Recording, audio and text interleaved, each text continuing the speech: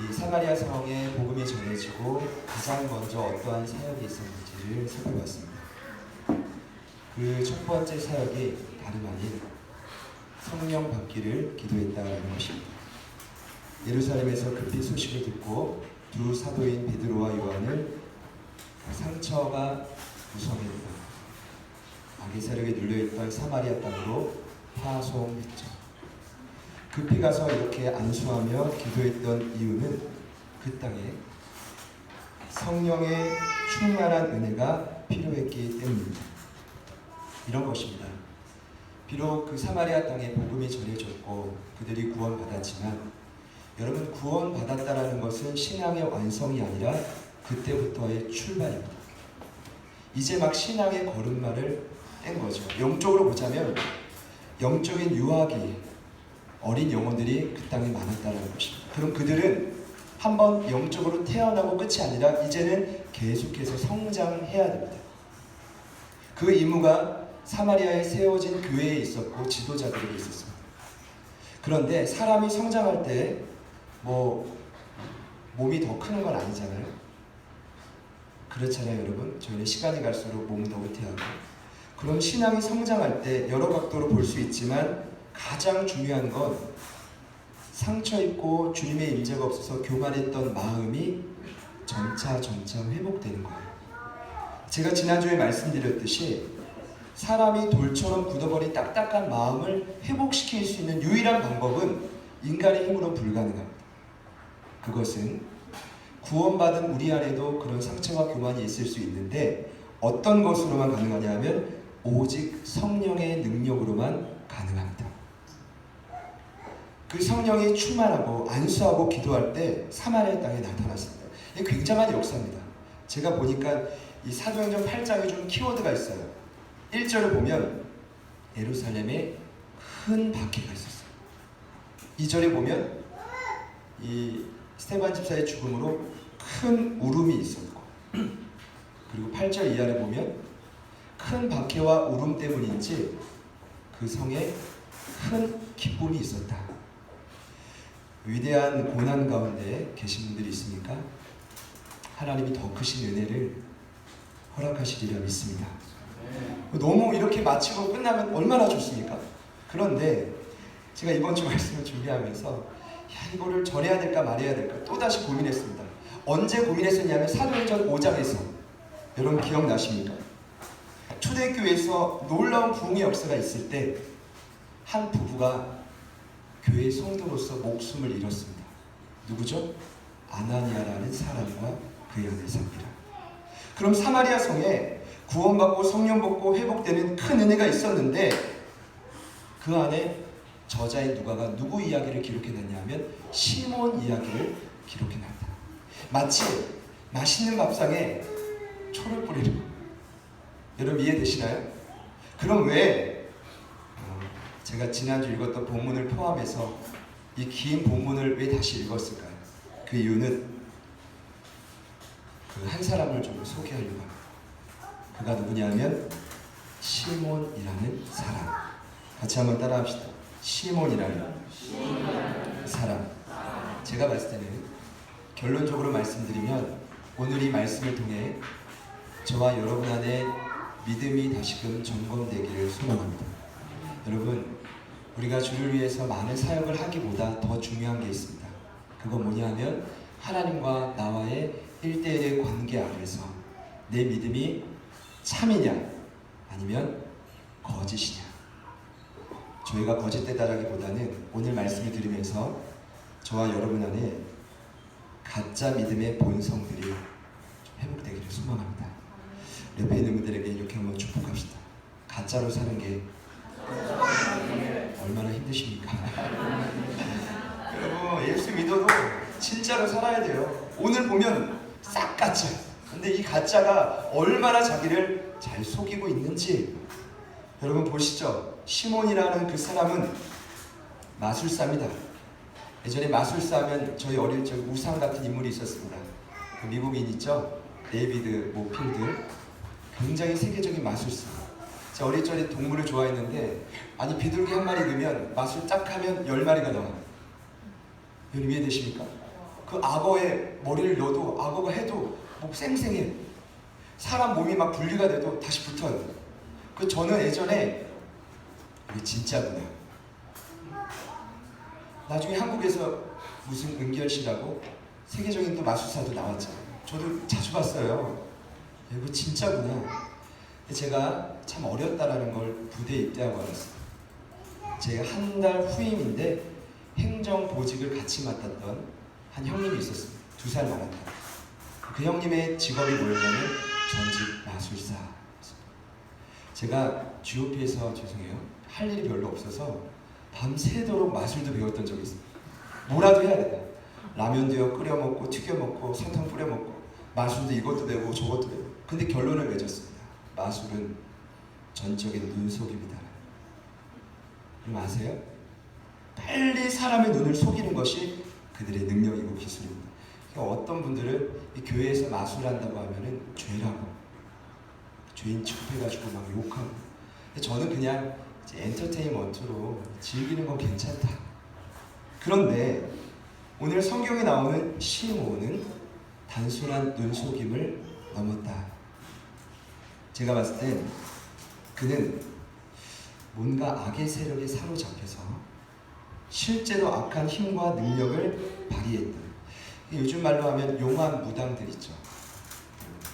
직접 신내림을 경험한 분, 실제로 사단을 주인 삼아 하수 역할을 하는 사람들이 있어요. 저는 실제로 무당 일을 하시다가 신내림을 받았다가 선교사님이 되신 분, 목회자가 되신 분들을 개인적으로 알고 있습니다. 그분들에게 수시간 동안 간증도 들어봤습니다. 근데 이런 그분들이 동일하게 말하는 게 뭐냐면 귀신은 미래를 알 수 없다. 그런데 과거의 사건을 너무나 깨고 있어서 수천 년의 일들을 그걸 가지고 사람들의 연약한 심리를 만져서 조종해요. 오늘 말씀을 보니까 이 시몬의 역할이 뭐냐면 사람을 놀래키는 거예요.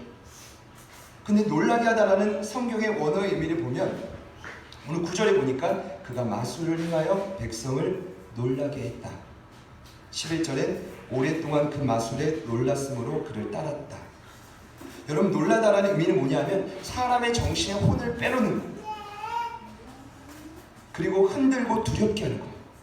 더 나아가서 사람을 한 장소에서 다른 장소로 이동시킨다는 의미가 있어요. 이 말이 뭡니까? 마술사 시몬은 악의 세력을 힘입고 때로는 본인이 하나님처럼 행세하면서 어떻게 했어요? 수많은 사람들의 심리를, 마음을 이용해서 그들을 조종했어요. 돈을 착취하고 어려운 땅이었지만 그곳에서 그는 영향력을 행사하기 시작했어요. 아주 교묘하게 사람들의 연약함을 만지는 거죠. 오늘날도 동일합니다. 사람은 창세로부터 아담과 하와가 죄를 지은 그 순간부터 하나님과 관계가 깨어졌습니다. 그때부터 사람은 미래에 대한 불확실함 때문에 두려움을 갖고 살아요. 한 주간 내 미래에 대한 염려와 걱정으로 근심했던 분들이 있습니다. 그것 때문입니다. 심지어 그때부터 사람은 죽음에 대한 공포를 갖게 돼요. 그로 인해 여러 가지 찾아오는 현실의 어려움을 하나님과 함께 이겨내기보다는 피하고 도피하고 싶은 마음이 더 크죠.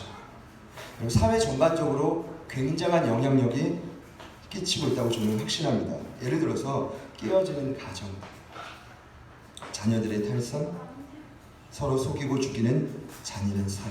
여러분, 이런 사회 속에 우리가 살아가다 보면 저절로 믿는 크리스찬들도 영향을 받게 됩니다. 그래서 내리는 결론이 뭐냐면 한계 상황에 다다라. 이 한계 상황에 다다르면 여러분, 지금 저와 여러분이 보고 있는 이 겉모습에서 알지 못했던 악이 복받죠. 나도 모르는 행위가 내 삶에서 나올 수 있다는 거죠. 그때 사람은 절대자를 의지하려고 합니다. 이게 바로 사람들 누구나 안에 있는 종교 욕구입니다. 바울도 로마서 1장에 말했죠. 하나님을 알만한 것이 사람 안에 있다. 사람은 누구나 힘들고 지치면 우상을 섬기고 종교를 찾고 더 나아가 아무도 안 믿으면 뭐예요? 나를 믿어요. 따라해 보시죠. 나는 나를 믿는다. 나 종교 있죠? 얼마 못 갑니다. 많은 우상들 중에, 많은 종교들 중에 가장 실패할 확률이 많은 게 나를 신뢰하는 거예요. 그래서 많은 사람들이 제가 이걸 말씀드리고 있어요. 결론적으로 찾는 곳이 어딜까요? 교회일까요? 성당? 아직 모르시네요. 용한 정집입니다. 이 시대의 용한 정집은 용하다고 실력만 있으면 더 부흥합니다. 한 기관이 교회 성도들을 대상으로 조사했습니다.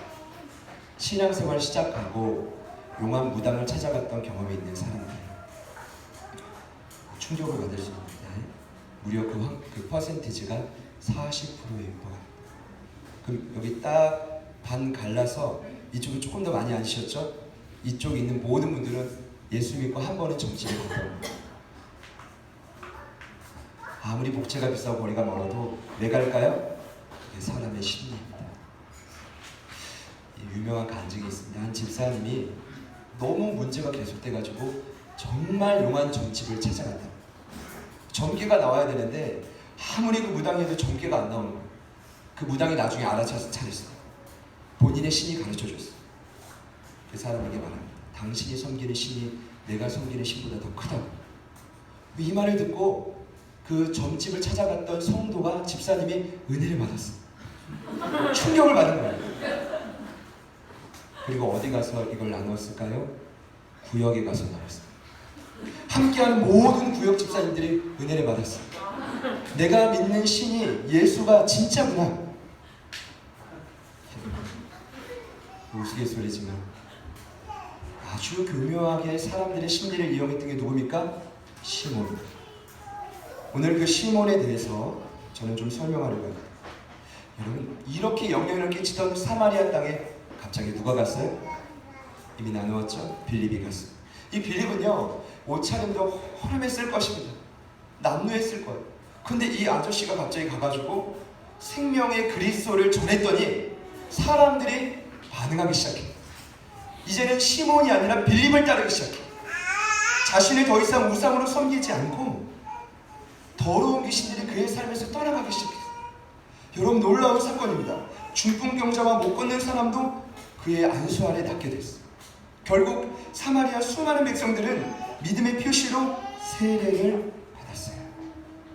더 놀라운 건 시몬도 함께 세례를 받았다.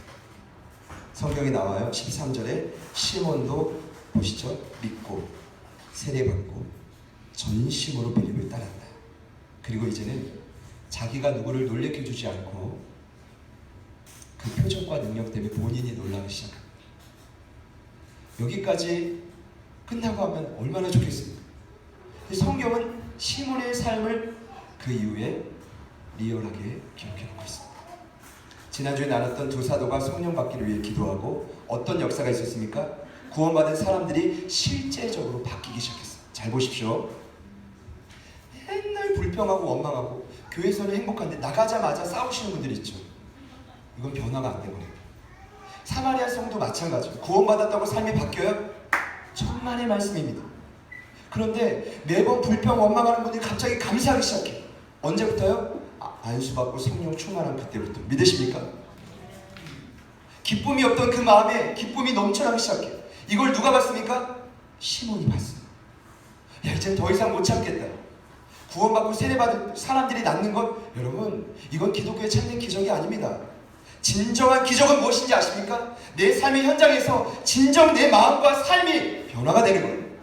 변화가 안 된다면 잘못 예수 믿는 겁니다. 근데 이걸 보고 누가 충격을 받았습니까?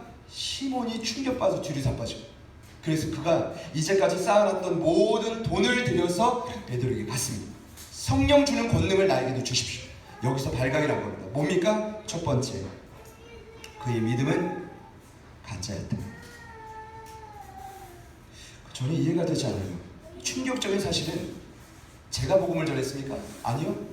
초대교회 위대한 리더였던 빌립에게 직접 말씀을 듣고 세례까지 받고 전심으로 그를 따랐단 말입니다.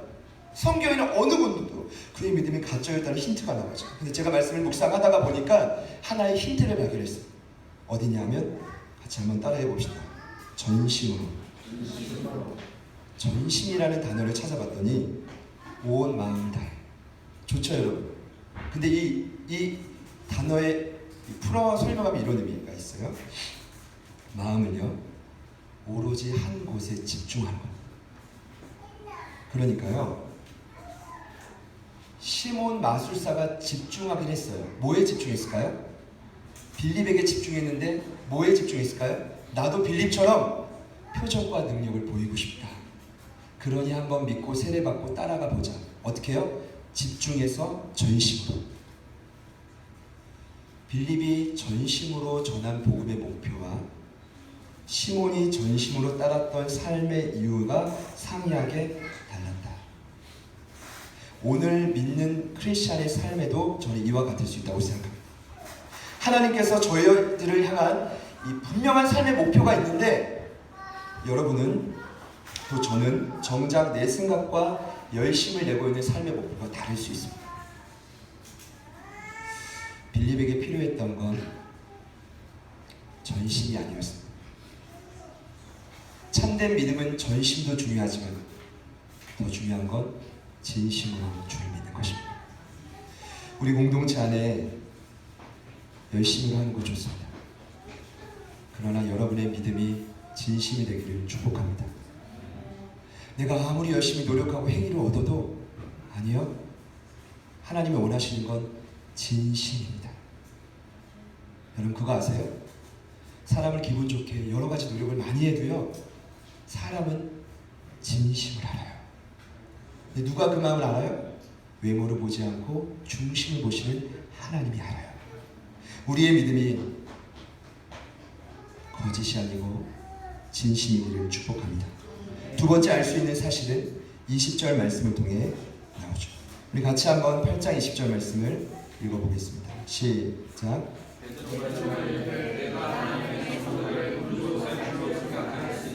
내 눈과 내가 함께 나누리라. 두 번째 깨달았던 건 이거. 예수님을 믿고 구원받는 것, 기도하고 성령 받는 것, 이 모든 것은 돈으로 할 수 있는 게 아무것도 없다. 시몬이 예수님을 믿었는데 여전히 그의 믿음의 근간은 뭔지 아십니까? 돈이었습니다. 왜 그에게 돈이 필요했습니까? 돈이 있어야 영향력을 끼쳐요. 세상의 논리죠. 그런데 베드로 사도가 그에게 분명히 말합니다. 성령 받는 것은 하나님의 선물이다. 선물이 뭐예요? 카리스, 은혜. 여러분 이게 기독교입니다.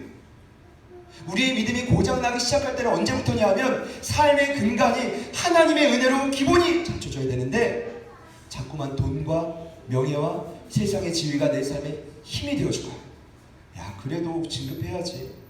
그래도 더 그 높은 자리로 가야지. 그래도 하나님의 있어야 돼. 이게 아니라 야 그래도 재산이 이 정도 돼야 돼. 그래도 땅은 있어야 돼. 이만큼 있어야 자손들이 좀 살지. 아닙니다. 우리의 믿음이 잘못되어져 가고 있는 것입니다. 기독교 역사를 보면 하나님의 방법은 늘 돈과 멀었습니다. 중세시대를 보십시오. 돈이 교회 안에 막 차고 넘쳤어요. 그 안에 정치, 군사, 종교 다 모든 걸 군림했는데 영적으로는 암흑기였습니다. 하나님의 방법은 돈이 아닙니다. 세상의 힘과 권력이 아닙니다. 하나님의 방법은 언제나 힘들고 어려워도 주님의 은혜, 그 선물을 사모하며 끝까지 주님을 신뢰하는 사람들을 통해서 일하셨습니다. 이것이 기독교가 안증하고 있는 역사입니다.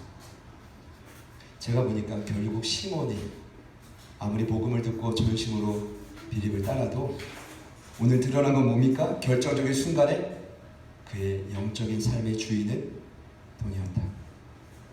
저는 이 말씀을 묵상하면서 한 가지가 생각이 났습니다. 누구의 모습이냐면 하와의 모습이에요. 선악과를 보고 어땠습니까? 먹음직, 보암직, 지혜롭게 할 만큼 탐스럽다. 사도 요한이 이것을 요한 1서에 이렇게 풀었죠. 육신의 정욕, 안목의 정욕, 이색의 자랑. 뭡니까? 세상의 모든 죄가 이 세 가지를 통해 온다는 겁니다. 더 갖기를 원하고, 더 누리기를 원하고, 더 잘 보이기를 원하고. 그러니까 뭐예요? 내 삶은 정작 그렇지 않으니까 자꾸만 포장하는 겁니다. 자꾸만 감추는 겁니다. 절대로 우리의 신앙생활에서는 그래서는 안 될 말씀.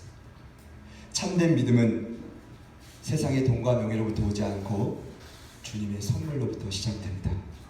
그 은혜가 회복되기를 소망합니다. 사실 저도 제가 이제 가끔 기도해요. 하나님, 이 땅에 눈먼 돈이 그렇게 많은데, 아니 뭐 목사님 뭐 자기 지위가 높아질수록 많은 걸 누리잖아요. 다 싹 다 눈먼 돈 아닙니까? 아니 우리 교회의 비전을 보시고 이 창창한, 저희 아내가 자주 여보 이 창창한 비전을 보고 누군가가 좀 땅도 좀 건물도 좀, 제가 간사님에게도, 간사님 우리 지나가다가 큰 교회 보면 다음 주부터 우리가 쓴다 해라, 그런 말이라도 좀 하고 싶은 거예요. 그런데요, 저는 알아요. 스트레스 푸는 거예요. 결론은 하나님의 은혜로 되는 거예요. 나중에 혹여나 새로운 장소를 우리가 두고 기도할 때 돈으로 된단 말이 안 나왔으면 좋겠습니다. 모든 것을 은밀하게 보시는 주님 앞에 기도로 된다. 생각지 못했는데 그냥 한 영혼의 헌신으로, 하나님의 은혜로 이렇게 교회가 세워지기를 축복합니다. 그렇게 되기를 소망합니다. 그런데 제가 오늘 핵심적으로 나누고 싶은 건 이거예요. 왜 하나님이 저자인 누가를 통해 이렇게 좋은 8장 말씀 안에 시몬의 이야기를 넣었는가? 누군가와 비교하고 있어요. 제가 이번에 새롭게 깨달은 건 그거예요. 누구랑 비교하는지 아십니까? 빌립과 비교해요. 그래서 빌립의 이야기 속에 시몬의 이야기를 첨부한 거예요. 물론 시간상 그의 이야기 기록되어 있다고 볼 수 있지만 분명한 저자의 의도가 있는 거예요. 이 8장의 두 사람의 비교는 마치 사도행전 5장에 나와 있는 두 사람의 비교와도 비슷해요. 누군지 아십니까? 자신의 모든 재산을 바치고 은밀하게 교회에 헌신했던 한 사람, 선한 동기로 공동체를 섬겼던 요셉, 그 이름의 별명 바나바, 위로자. 그 모습을 보고 잘못된 동기로 나도 인정받고 싶다, 그래서 재산을 팔았는데 아니 견물생식 너무 아깝다, 하나님의 것을 취해서 거짓으로 목숨을 잃었던 두 부부가 누굽니까? 아나니와 삽비라. 마치 잘 나가던 물에 기름을 끼얹는 거예요. 제가 보니까 저희들은 전진하고 막 복음을 땅끝까지 전하고 물론 중요합니다만 하나님이 먼저 중요하게 여기시는 게 뭐냐 하면 자꾸만 스탑하시잖아요. 뭐예요? 우리의 믿음이 잘못될 수 있다는 걸 걱정해요. 초대교회 안에도 사마리아 땅 안에도 그렇게 하나님의 표적과 능력이 나타났던 그 시간에도 이와 같은 인물들이 있었다는 건 우리에게 위로를 주지만 한편으로는 정신을 바짝 차려야 돼요. 빌립은 어떤 사람이었습니까? 제가 보니까 빌립은요, 그 이름의 의미는 용사라는, 가장 큰 특징이 뭔지 아십니까? 가만히 있지 않아요. 여러분 오해하지 마십시오. 그래서 교회를 막 돌아다니고 이러한 의미가 절대로 아니라 그는 성령께서 인도하시는 곳곳마다 가요. 큰 박해가 예루살렘에서 있었고 그 다음에 하나님이 그를 성령께서 죽음의 땅이었던 사마리아로 인도해요. 거기서 또 복음을 전해요. 제가 봤을 때 여기서 빌립이 조직만 잘 갖추면 끝까지 죽을 때까지 편안할 수 있어요. 근데 그 일을 하지 않고 이번에 성령께서 26절 이하를 보니까 어디로 옮겨요? 남쪽으로, 예루살렘에서 가사로 내려가는 길. 여기가 어디냐면 광야예요. 예루살렘으로 서남쪽 70km가 떨어져 있습니다. 아주 먼 거리. 광야에 사람도 없어요.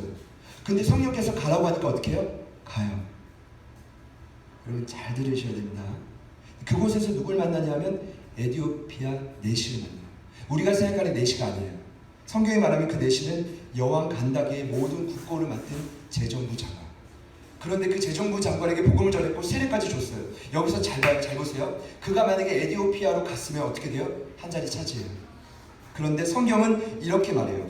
8장의 마지막 결말에 두 사람이 물에서 세례받고 올라오는데 주의 영이 빌립을 이끌어 간지라. 내시는 기쁘게 길을 갔고 그를 다시 보지 못했다. 그리고 빌립은 또 어디로 가요?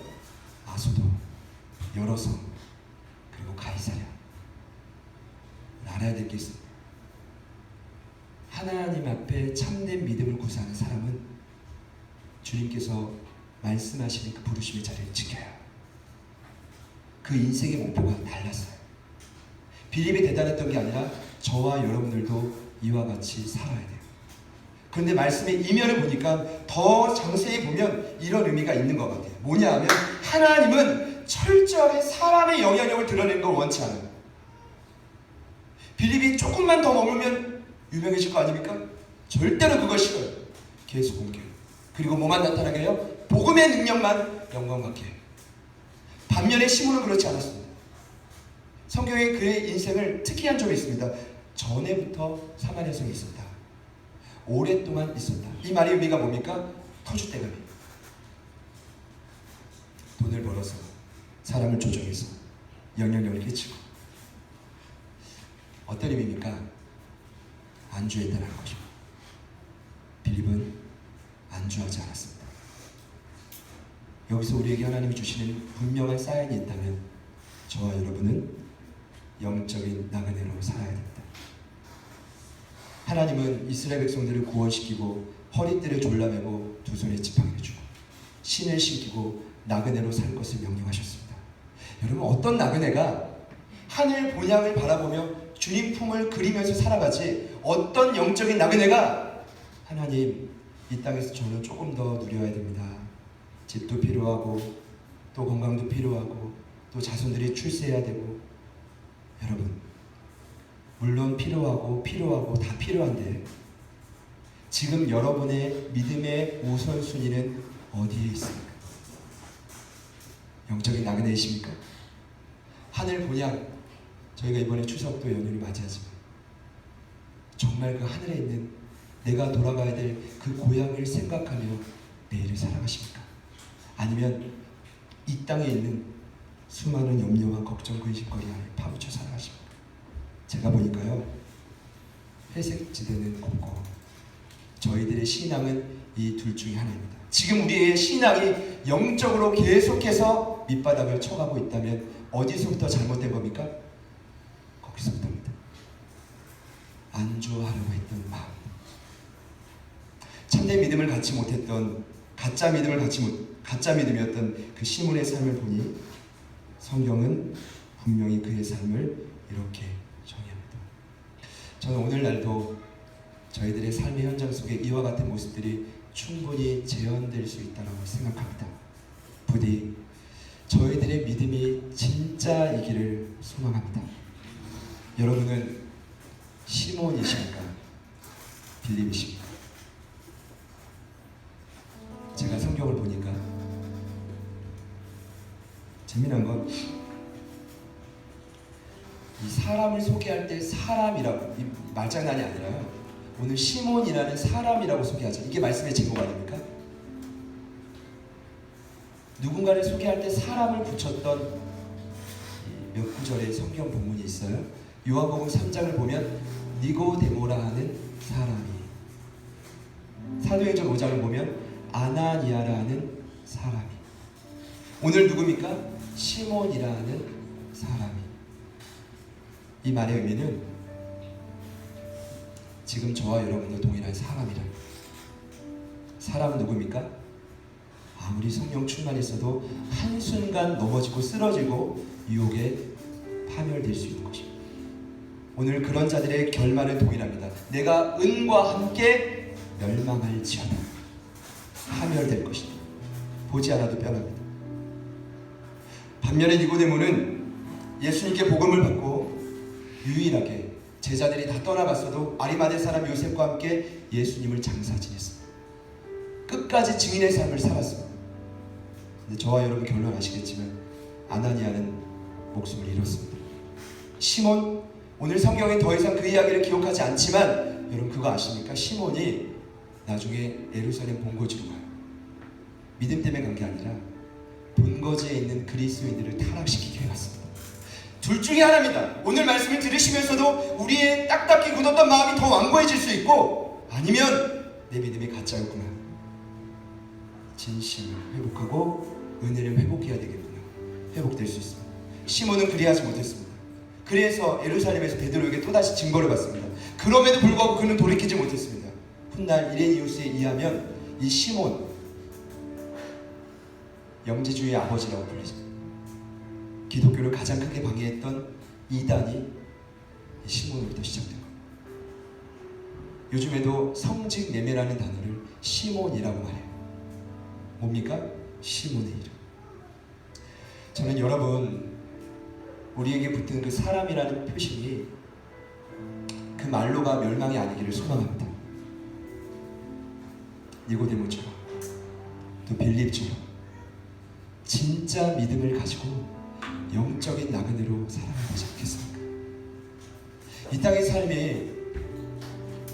비록 제가 아직 젊지만 계속해서 기도하는 제목 중에 하나는 하나님 끝까지 내가 욕심내지 않고 불평 원망하지 않고 끝까지 이 부르심의 자리를 지키고 싶습니다. 주님 부르시는 그날까지 나그네로 살고 싶습니다. 누구처럼요? 빌립처럼. 제 마음에 자꾸만 시몬의 육성이 올라와요. 더 갖고 싶고, 더 알려주고 싶고, 더 많은 걸 누리고 싶고. 저와 여러분 안에 성령께서 이 잘못된 믿음의 근간을 회복시켜 주시길 소망합니다. 여러분, 노력하는 것 다시 한번 점검해 보십시오. 여러분의 그 노력과 열심이 전심입니까? 진심입니까? 하나님이 원하시는 건 열심히 하는 것보다 더 중요한 게 진심 어린, 겉과 속이 동일한 거짓되지 않은 마음. 주님의 은혜를 구합시다. 제가 이번 주 한 찬양을 듣다가 참 많이 은혜가 됐어요. 이 찬양 같이 한번 부르시고, 하나님 우리의 믿음을 고쳐주십시오. 우리 고장난 믿음을 참된 믿음으로 바꿔주십시오. 우리 마음으로 우리 믿음만이 이 찬양합시다. 하나님을 사랑하는 자, 그 뜻대로 부르시는 자,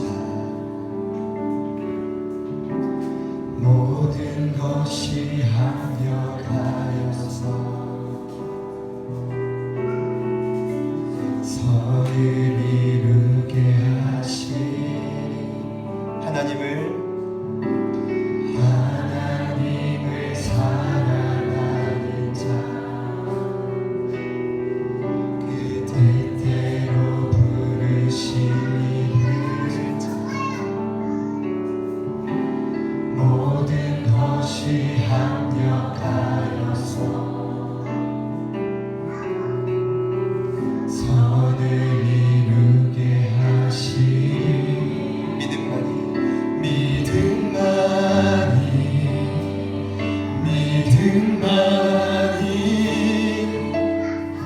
주님 행하신 일 보게 되리라.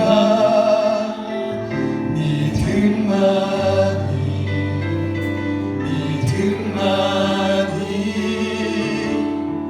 살아계신 능력의 주 만나리. 하나님을 사랑하는 자, 그 뜻대로 부르시는 자, 모든 것이 합력하여서 선을 이루게 하시니. 우리 진심으로 고백합시다. 절망 가운데 소망 있고, 소망 가운데 구원이 있네. 고난이 끝이 아니니 하늘 소망 내게 있으니. 한번 더 고백합시다. 절망 가운데 소망 있고, 소망 가운데 구원이 있네. 고난이 끝이 아니니 하늘 소망 내게 있으니. 믿음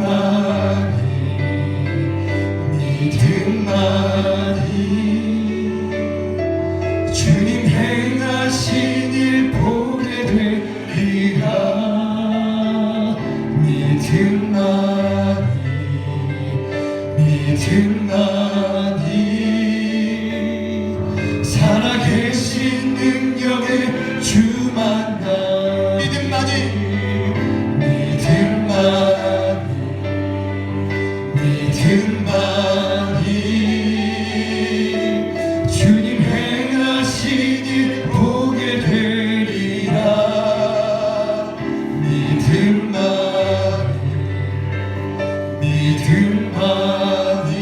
믿음만이 살아계신 능력의 주만다니. 주님을 위해 어떤 노력과 행위보다 오늘 말씀은 더욱 중요한 것을 가르쳐 주십니다. 여러분과 저의 믿음이 고장나 있는지를 다시금 점검해 봐야 됩니다. 왜 사도행전 8장에 시몬의 이야기가 굳이 기록되어 있을까? 우리의 믿음도 그처럼 거짓될 수 있습니다. 그처럼 가짜일 수 있습니다. 겉과 속이 다를 수 있습니다.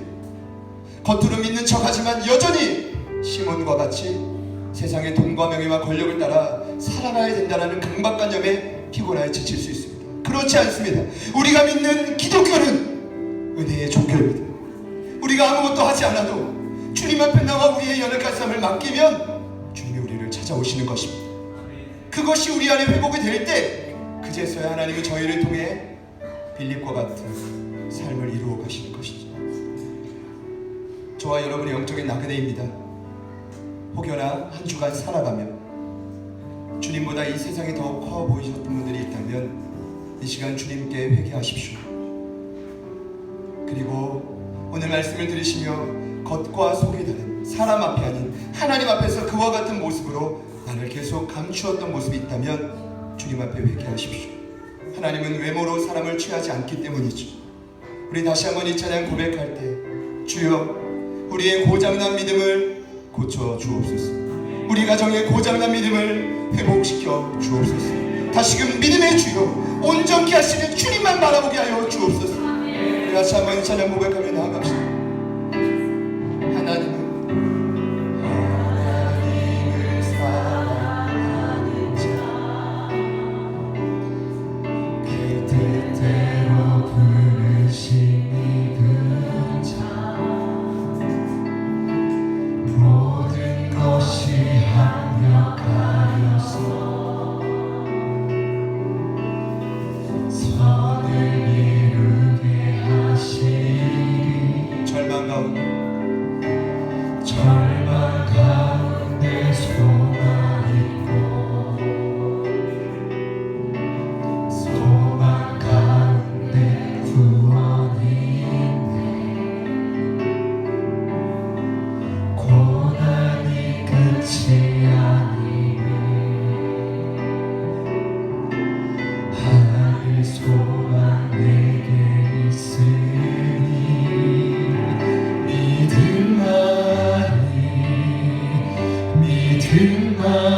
믿음만이 주님 행하신 일 보게 되리라.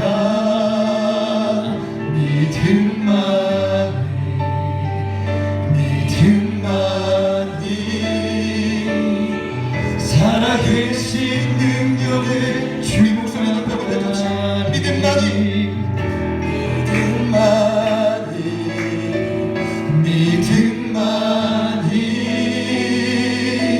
주님 행하신 일 보게 되리라.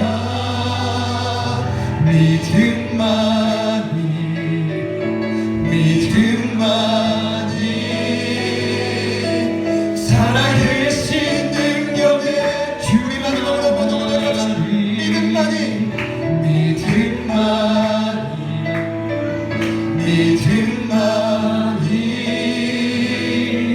주님 행하신 일 보게 되리라. 믿음만이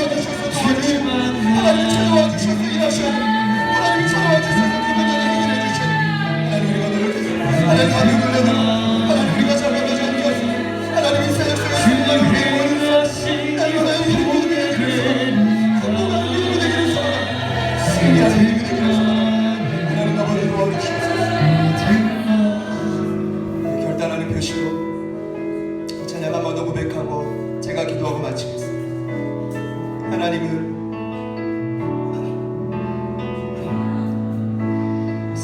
사랑하는 자 그 뜻대로 부르시는 자 결단하며 고백합시다. 모든 것이 합력하여서 선을 이루게 하시니 절망 가운데 소망 있고 소망 가운데 구원이 있네. 고난이 끝이 아니네. 하늘 소망 내게 있으니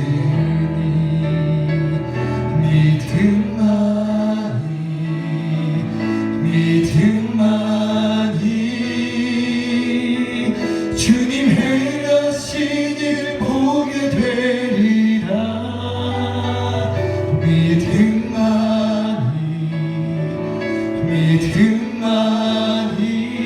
믿음만이 살아계신 능력의 주 만나니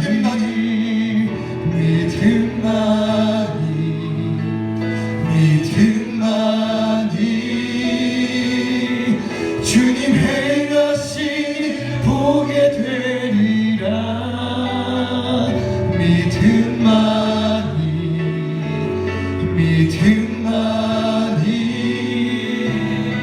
살아계신 능력의 주 만나리. 살아계신 하나님, 우리의 모든 형편과 상황을 잘 아시지요? 우리의 가정이 흔들리고 있습니다. 그 관계가 틀어지고 자녀들은 뜻대로 안 되며 여러 가지 모양으로 탈수하고 원하는 대로 이 땅의 삶이 너무나 각박합니다. 숨이 막혀 조여올 때가 많이 있습니다. 주님, 그런데 우리는 여전히 우리의 행위와 노력으로 더 많은 것을 하려고 합니다. 하나님, 부흥하는 그 사마리아 땅 가운데 이 시몬의 이야기를 허락하심에 진심으로 감사합니다. 저희들의 들뜬 마음, 때로는 본질을 보지 못하는 그 마음을 내려놓게 하시고 오늘 이 성령의 조명 아래 나의 믿음이 진짜인지 가짜인지를 점검해 볼 수 있도록 성령님 도와주시옵소서. 겉과 속이 동일하기를 원하며 주님의 은혜로 이 한 주를 세상 속에서 이겨나가기를 소망합니다. 주님의 은혜를 구할 때 우리의 연약한 모든 삶의 지경에 찾아와 주셔서 주님 선한 계획을 이루어 주옵소서. 그 하늘 본향을 소망하며 다가오는 이 한 주도 승리하게 하실 주님을 찬양하며 예수님의 이름으로 기도드립니다.